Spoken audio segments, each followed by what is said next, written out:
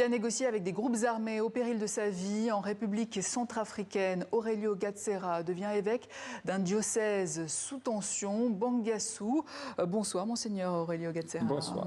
Alors, ça fait près de 35 ans que vous êtes installé en Centrafrique. Alors, il y a eu des affrontements récemment près de chez vous, à Zemio, entre milices d'autodéfense et forces gouvernementales. Où en est la situation à l'heure actuelle? La situation reste très tendue. Encore ce matin, il y a eu des maisons brûlées dans une ville à 200 km de Zemio. C'est une zone à majorité d'une ethnie, les Zandais, qui sont répandus un peu entre, surtout au sud du Soudan, au Congo et en Centrafrique. Une zone qui est abandonnée, il n'y a pas de route depuis 2000, la dernière fois c'était 2008 que les routes ont été réparées, donc une zone abandonnée où le prix des marchandises est très élevé. Un sac de ciment, ça peut coûter plus de 100 €. Et donc les gens se sentent et sont vraiment abandonnés. Alors vous qui avez déjà dialogué avec les groupes armés, vous connaissez cette milice Azandé?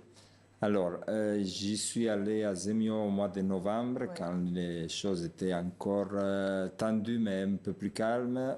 Après, on est revenu au mois de décembre avec la plateforme des leaders religieux, les cardinals Zapalainga, les présidents des musulmans et des protestants, justement pour essayer de comprendre qu'est-ce qui se passe. Le problème, c'est qu'on n'a pas pu prendre contact personnellement avec ces groupes rebelles et on est en train encore maintenant de faire pression, surtout sur le gouvernement qui se met dans une attitude d'écoute et de dialogue et de développement, parce que c'est actuellement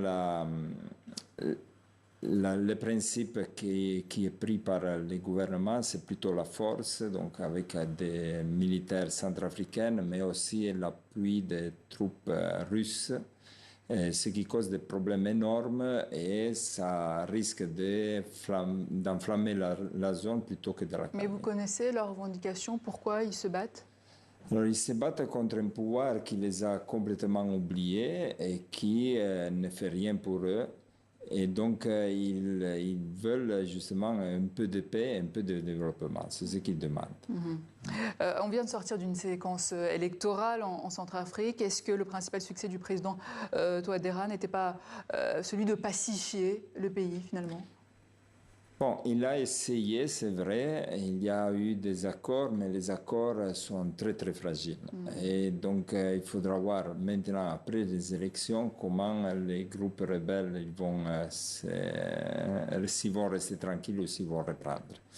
Les élections s'est assez bien passées dans le calme, même si, disons, moitié de la population n'a pas voté. Ce qui présente quand même qui pose des questions. Et maintenant, le gouvernement est là.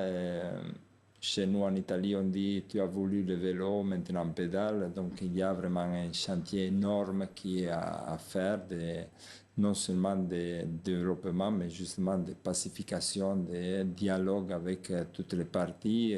Donc vous pensez que la pacification n'est pas forcément solide à l'heure actuelle? Elle n'est pas très solide. C'est des groupes qui d'abord sont très difficiles à maîtriser, qui continuent à se diviser, etc.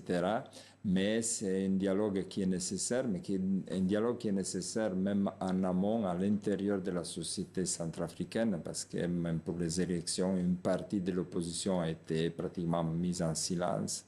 Donc c'est vraiment quelque chose qu'il faut reprendre pour que le pays puisse avancer. En 35 ans, comment voyez-vous l'évolution de la Centrafrique?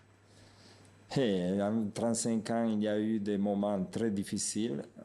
Et c'est vrai qu'au commencement, c'était beaucoup plus calme. Après, on a commencé à voir les Araguines, les bandits, après les groupes rebelles, finalement la guerre qui traîne encore. Donc, c'est un pays qui a vraiment besoin de paix, de développement. Une paix et de développement qui passe d'abord par l'éducation, l'école, et ça c'est un des grands efforts que l'Église est en train d'essayer de faire un peu partout.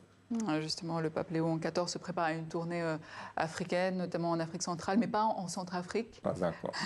Le pape François est venu, lui, à Bangui en 2015. 2015, oui. Qu'est-ce que ça a changé dans le pays? Ça a changé beaucoup.